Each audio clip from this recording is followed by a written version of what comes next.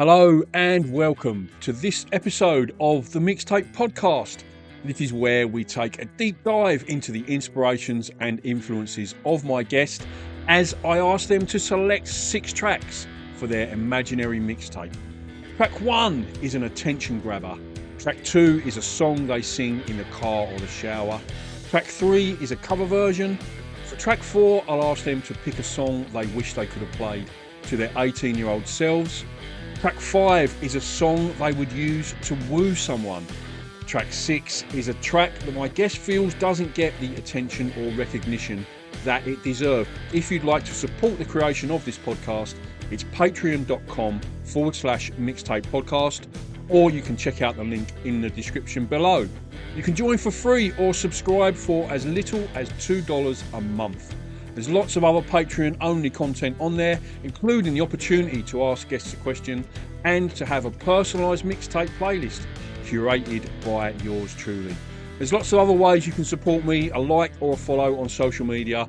Again, there's links in the description for that. Or if you are listening on Spotify, you can smash the follow icon or you can rate the podcast.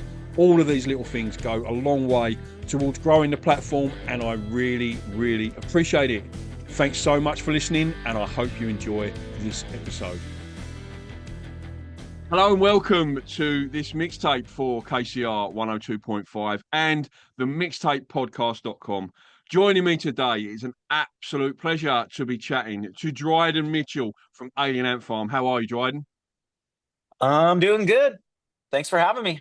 Thanks for coming on, mate. We really appreciate your time. So you're coming to Australia February next year. I'll crack through the tour dates very quickly. So Brisbane, February 7th, the 8th in Sydney, February the 9th, Melbourne, 11th, Adelaide, and saving the best till last, February the 12th. You're playing Magnet House in Perth. It's the phoenix.au for tickets for those shows. How long since you were in Australia last, Dryden? You've been a while, mate?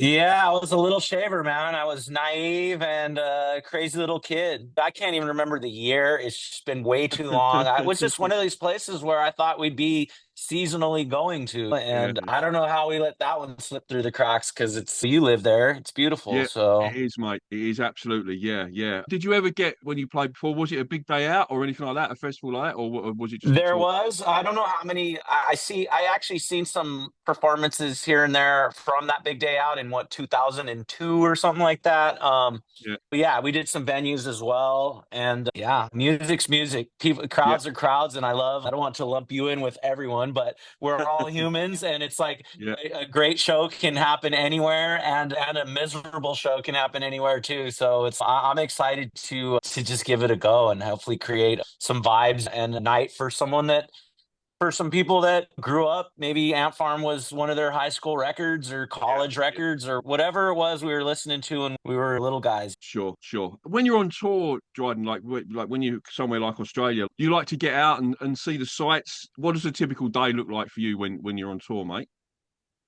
Yeah, it just depends on the travel. Sometimes it's like you're just trying to get to the next venue and to sound check, load in sound check.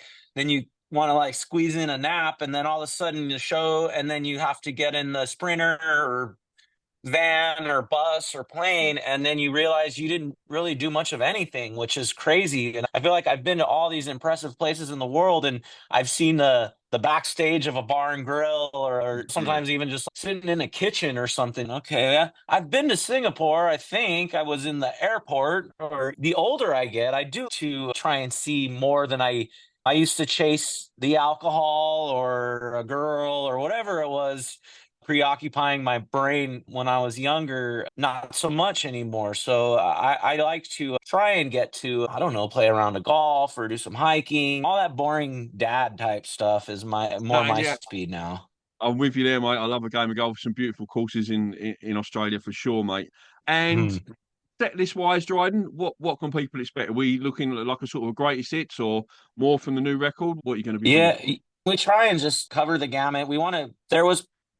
It's hard to expect people to immerse themselves in like a new record, and it could just fly right over people's heads, even if it's great music. Obviously, people want to hear at least from my experience, want to hear that first record from any band or their first experience they had with the band. And you want to be heavy on that side. And I know for some diehards that have seen us a bunch of times, and which I couldn't are obviously not in Australia because we haven't played there enough times to have seen us a bunch of times. But some I get some comments from diehard fans. Oh, I wish you guys had played more of the obscure type stuff. Or It's like, yeah, B-sides?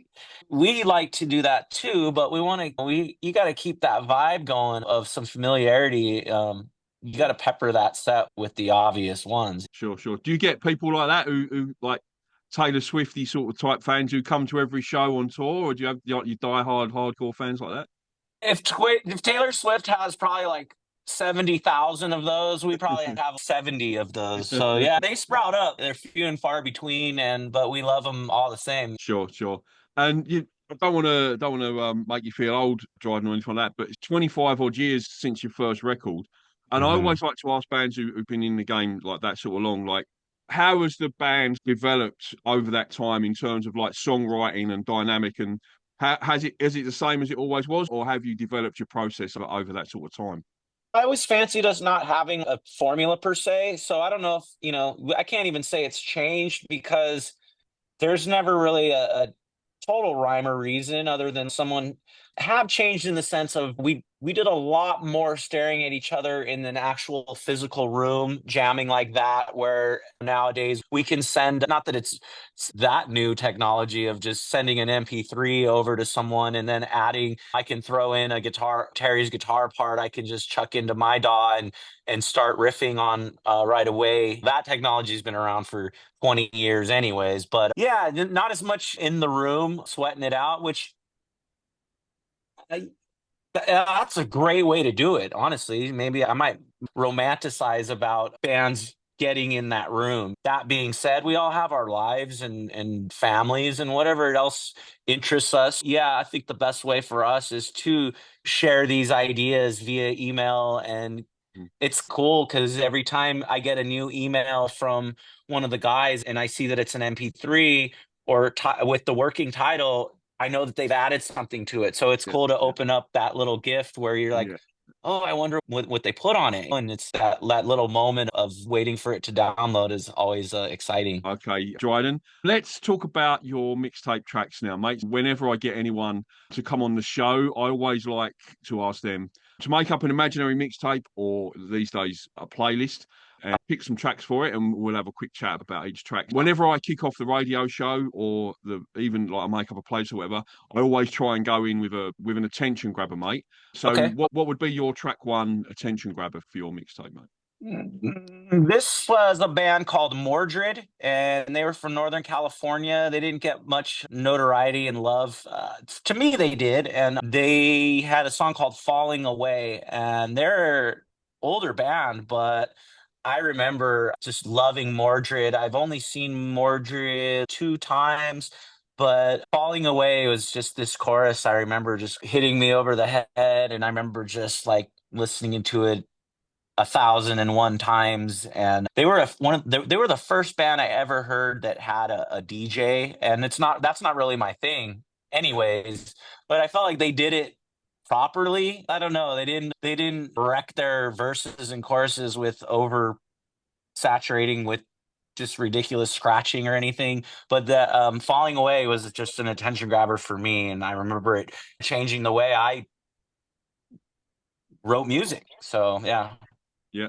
So do you try and do that when you write a song? Do you try and like jump in with an attention grabbing riff or lyric, or is that something that you think about? I probably should more, but I'm from the more singer-songwriter part realm of things. That's how I write, is a little more subdued and mellow, which is not very attention grabbing, but it can be. Attention grabbing, I guess, doesn't have to be some exciting riff per se. Like you said, it might just be a lyric. But yeah, Yeah. Yeah. Awesome choice, mate. Great one. And for track two, Dryden, what is a song that you sing when you're on your own in the car or the shower, mate? Ben Folds Five is a band that I really love, and their first record, I think, is just called Ben Folds Five, and that whole record is a catchy sing along. But there's a song called "Philosophy" on the very first Ben Folds 5 song or record. And yeah, and just when it comes on, it's one of those ridiculous, just sing out of key with reckless abandon in the car and let it rip. Yeah, I yeah, think I love Ben Folds almost is never quite, he's always a little flat or a little sharp. And it's just the charm of Ben Folds is like one of my favorite singers on the planet. And he just can, that guy just writes hook after hook, man. yeah. He's a fantastic artist. One of my favorite artists, Ben Folds. I picked up Not Rocking the Suburbs. Slayer.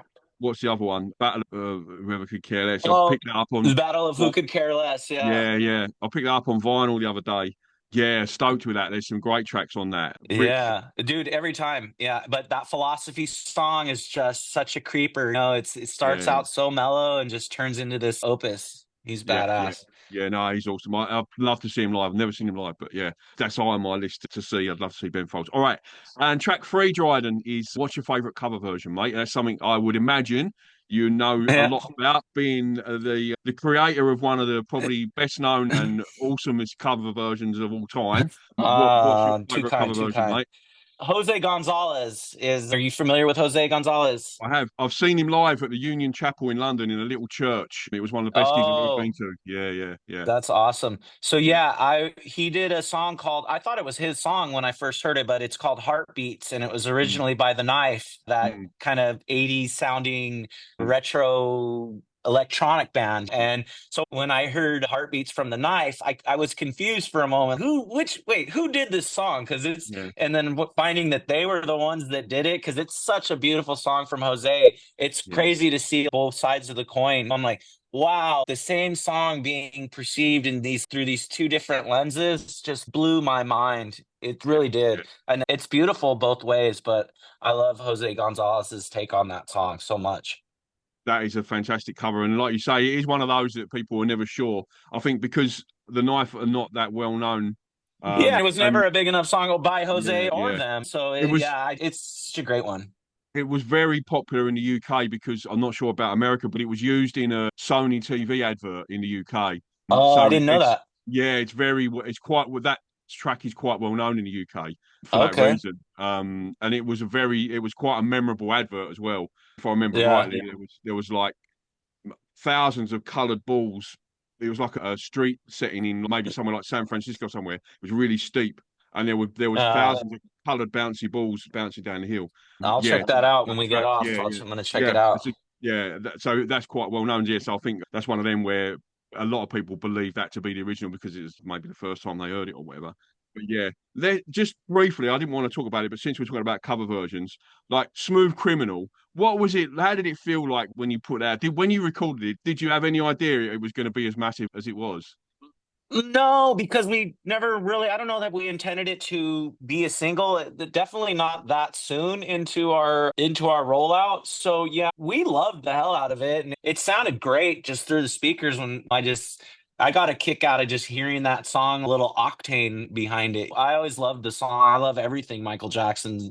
I think I love everything he's done, but we wanted to pick something that wasn't outrageously huge of a hit for them, and but a big enough song to where people knew it. Again, maybe it's like that Knife and Jose thing. We didn't want it to be so obscure that, but yeah, it was between a few different covers, and that one just seemed to lend its hand to rock the best.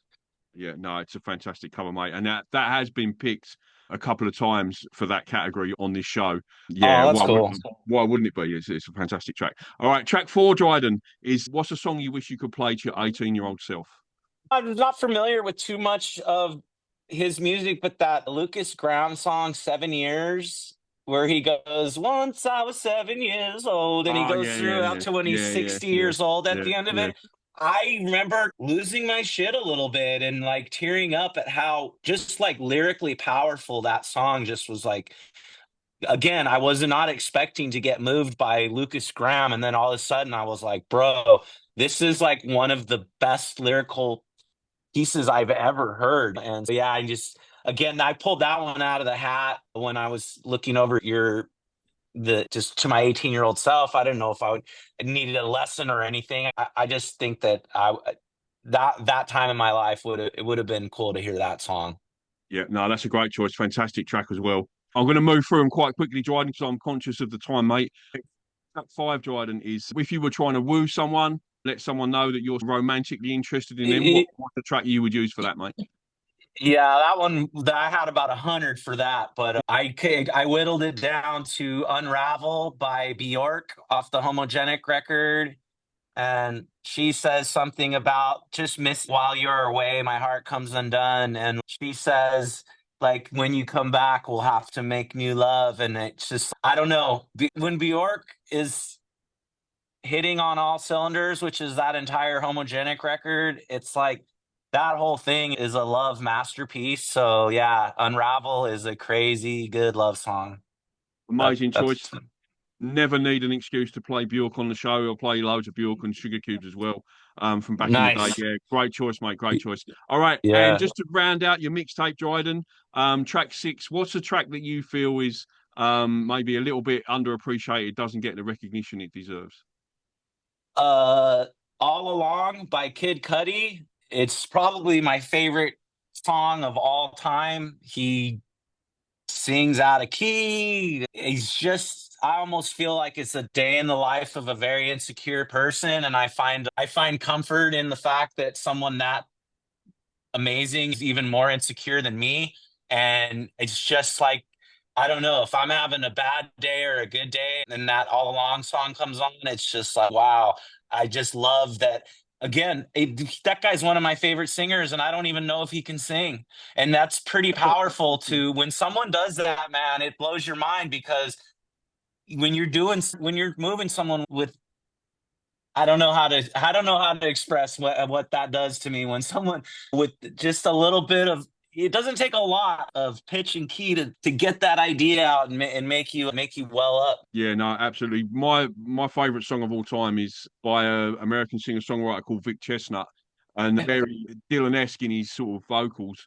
But it's not the way he sings; it's the vulnerability and it's the rawness of the lyrics and the way he delivers it, and his whole life Yeah. story is amazing. If you look it I up, wrote it down, so I'm gonna check it out.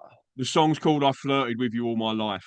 It's amazing. It's even hearing the title, you think you know what the song's about, and then the first 2 verses it leads you down that path, and then he starts singing the chorus, and then you go, "Wow, it's a really amazing song." Yeah, so Yeah. that's my track 6. But yeah, like a similar sort of Cool. thing. He's not a vocalist in any sort of sense of amazing vocals, but it's the rawness and the vulnerability in the lyrics and the songwriting that draws me in. Yeah. Anyway, yeah, that's enough about that. Dryden, Absolutely, just man. very quickly round things out. What you got planned for the earlier 2025 and for the going into next year? What you got planned for the band, mate?